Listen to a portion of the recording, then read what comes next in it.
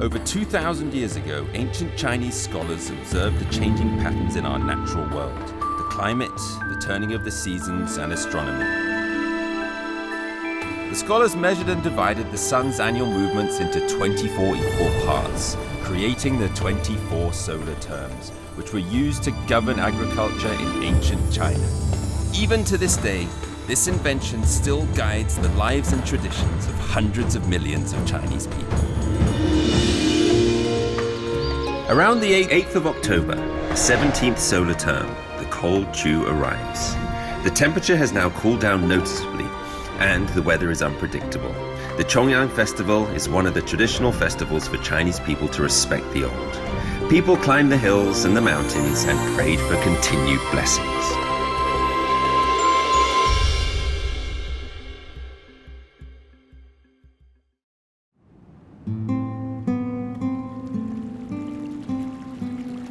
The lotuses of the summer have all withered. 15 days after the last solar term, the calendar has moved on to the 17th solar term, named Hanlu.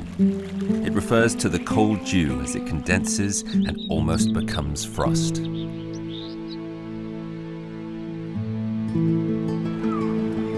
However, the colder the weather, the easier it is to build up an appetite.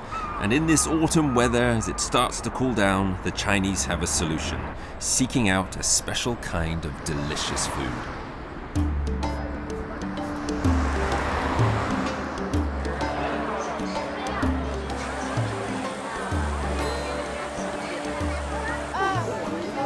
Shanghai's Chenghuang Temple is packed with people. People come from all over, drawn to Shanghai's local delicacies. These snacks are world famous. The Hanlu solar term is all about unmissable flavors. But if you're not around for these few days of feasting, you'll have to wait an entire year to get the chance again.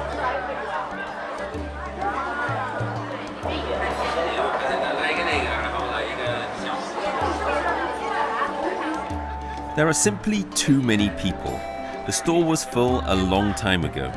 Like everyone else who got out of bed at a more reasonable hour, I can only stand outside to taste this legendary dumpling.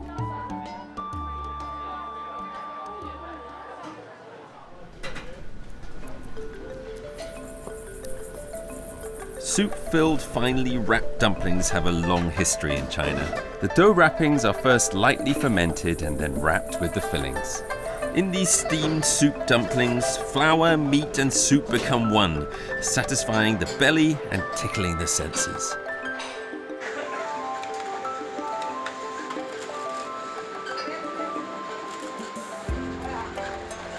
Crab soup dumplings are the highest form of the art. The crab roe and meat are selected from the most expensive crabs in the market, mixed with pork, fish, and shrimp, and wrapped in a thin and strong flour wrappings.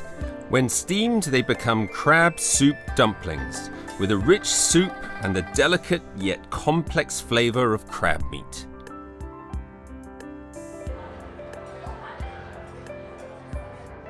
The reason why crab soup dumplings are unique to this solar term is because their most important ingredient, crabs, are at their plumpest and most succulent when the dew turns cold.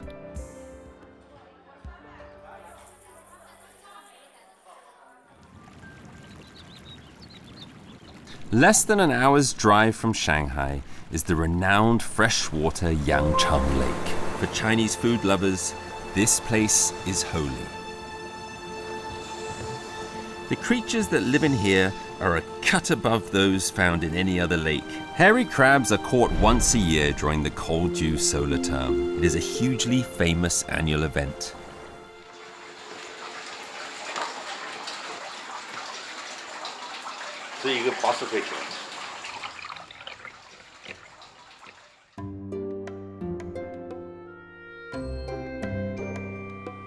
Crab tasting is such a seasonal pastime that every year, when the cold dew solar term comes around, masses of people show up at the Bacheng town on the shores of the Yangcheng Lake to taste the great first catch of the year.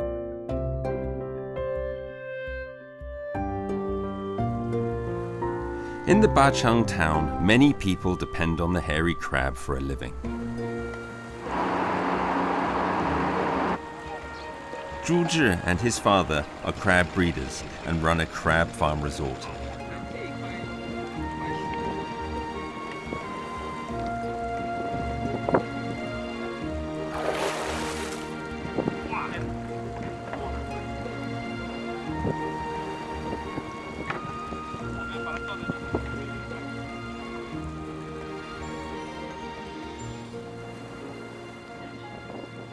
I think 沉的，一定的。怎么打开呢？它下边有后面解开，后面有个绳子，这个绳子，这是公的，对，当心这不行，怎么拿嘛？你就拿着它背这样子，对，这个就行。对。啊，这是公的还是母的？公的公蟹，这是只要公的是尖的，母的是圆的，公的毛就很多嘛，你看啊，对，母的毛就很少嘛，咬下也会放一点点啊。母蟹呢，它是咬住不放，就是特别疼；公蟹呢，咬了呢松一下就没多大问题了。Be nice, young lady. OK， 母的，它的肚子是圆的，确实不一样的，肚子一定要是白色。你喂它吃什么？鱼，还有什么玉米、南瓜啊，螺丝都喂的啊。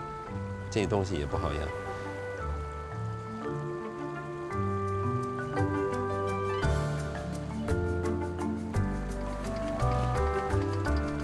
The boss, Mr. Zhu, told me that the Yangcheng Lake is mostly less than 2 meters deep, which means that direct sunlight reaches all the way to the bottom. The lake is full of rushes and reeds, among which hide many forms of aquatic life, providing food for the hairy crabs. Add this to their carefully prepared crab feed, and you'll see how this is just the place for crabs to grow nice and plump.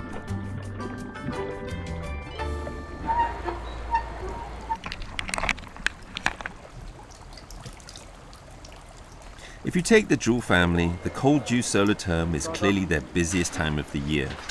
You can cook crab in so many ways, but a light touch best reflects their freshness and elegant flavor.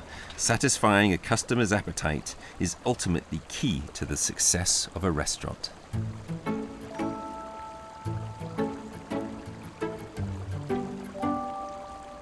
Crab is a much-loved dish in China. Taste is judged by how original and fresh the flavor is. Whole hairy crab steamed in boiling water, creamy roe full of flavor, crab legs that are tender and sweet. This is what a hairy crab should be like, and the most highly prized taste of the cold dew solar term. But not every crab is perfect, and for those that are too small or might have lost a claw, what can be done? Mr. Zhu just cooks them up in a different way. 烤的蟹呢，就是要清蒸上桌，这个呢是叫残蟹，就缺胳膊少腿的，拆了要做蟹粉，把它的蟹肉、蟹黄全部拆下来，拿来做那个蟹粉狮子头。它就是差一个东西不完美，对啊，所以你只能把它做成粉。对，做蟹粉可以做蟹粉狮子头。哪一部分应该是最好吃的？就是这部分，就是这部分。对。所以干这个工作也挺累的啊。就是这个肉很贵，这两对要剔得很干净，剔得特别干净，不能有一点点浪费。Crab paste is meat and roe extracted from the shell and turned into edible products. It is one of the most important ingredients of many Chinese dishes. For example, the well-known crab-flavored meatballs. The pork is minced, the crab paste is added, and the egg is mixed in evenly. This mixture turns into the large, soft meatballs, known by the slightly over-the-top metaphor as lion's head. They're super tasty, but try cramming one of these into your mouth hole.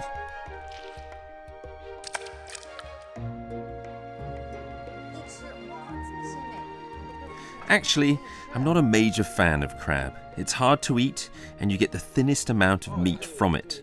But the Chinese have had a ridiculously long history of indulging on crab, and they've invented ways to make the process clean, tidy, and skillful. 你估计这个有点像一个牙医一样的。牙医啊，是吧？对，好多工具。那我们开始吧。就是剪刀，剪刀拿起来，对，把脚剪下来。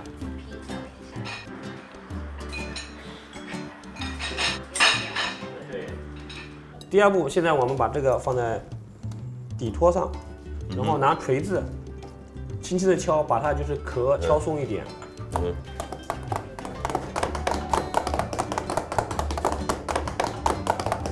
这个叫蟹服，然后从这里塞进去。哇，也是。掰开。对。再把上面的鳃给去掉。为什么要用这么多工具呢？它每一个角角落落它都有肉啊。不用工具的话吃不干净，大户人家才会用那么多工具，有钱有闲。是。吃着螃蟹，听着昆曲，真的人生美事。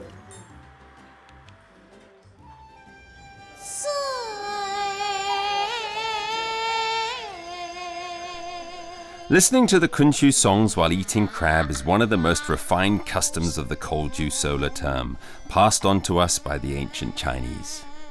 I tend to think of it as if in my hometown in the UK, people would have afternoon tea and talk about Shakespeare. It's such a refined, high culture sort of pastime, but it seems the Chinese are even more particular, adding to the elegant custom a fairly unchangeable natural event, the shift from autumn to winter.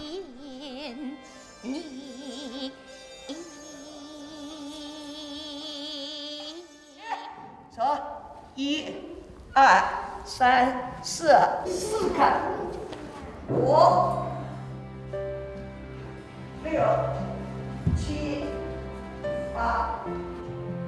Gu Weiying is a professional kunchu master, and she's quite famous in China. Although she's been residing in Beijing for a long time now, she actually comes from Bacheng town. And for the Kolju solar term every year, she comes back to her hometown to perform. 其实我小时候也有这样的一个想法，看到舞台上那美的那种感觉啊，还有他们的那个服装啊，我就好向往。我就遐想说哪一天我也站在这个舞台上，然后呢，我也穿着这些美丽的衣服，哎呦，我也在表演着，就是像做梦一样，就好喜欢那样的一种感觉。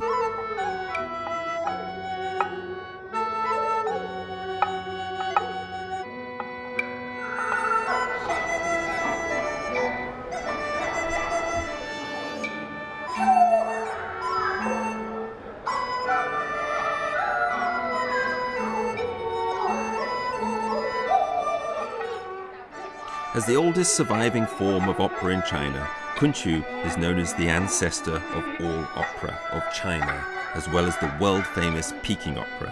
They all came from Kunchu.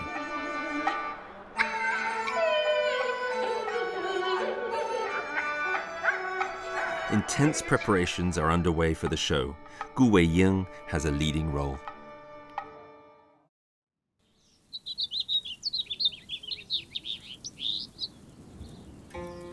The venue of this year's performance is Yushan Shengjing in the Bacheng town.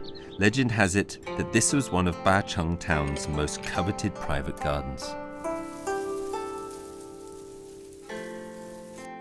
本来这儿可能是一片田吧，是，但是在元代的时候，一个儒商叫顾阿英，当时来说是非常有钱的一个商人，但是呢，他非常有文化，热爱诗词，他自己也写诗词，让他呢在这儿建造了一个很大的一片的景，集全国各地的，就是文化人在这儿雅集。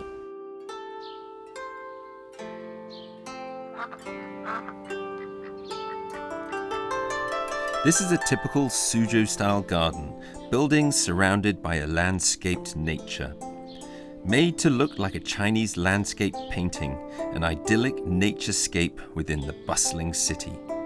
1,000 years ago, Chinese intellectuals would pass the day in such a place, spending the Kolju solar term with family and friends.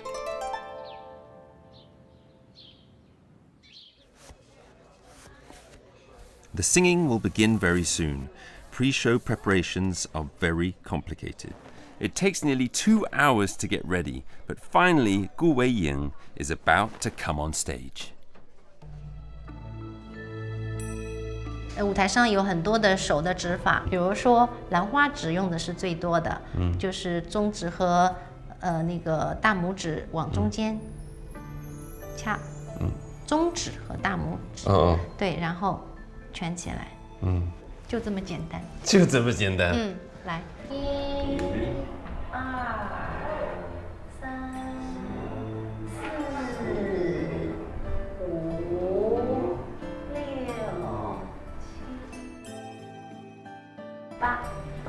那么身上呢，不能直不老挺的哈，微屈膝盖，然后腰稍微拧过来一点点，身体是立体的，角角落落里面都有很多的这个叫玄机。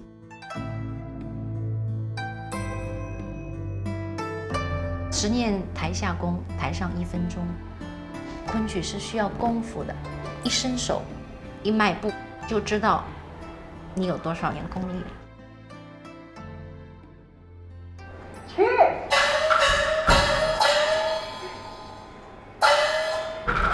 Miss Gu will play Ming Dynasty's dramatist Tang Xianzu's Pony Pavilion. It's supposed to be a very beautiful love story, and it reminds me once again of Shakespeare's tragedies. Written far, far away, but in roughly the same literary period, the two dramatists even died in the same year.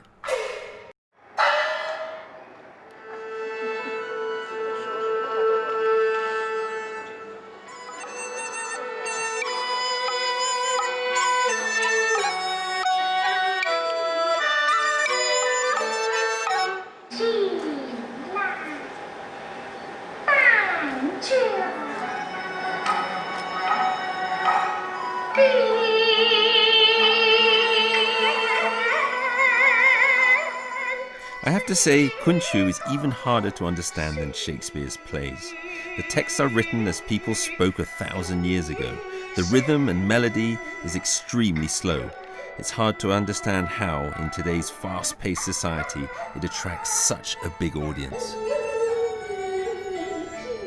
Maybe when society develops to a certain stage, some people will want to go back to their roots to discover who they are and where they come from.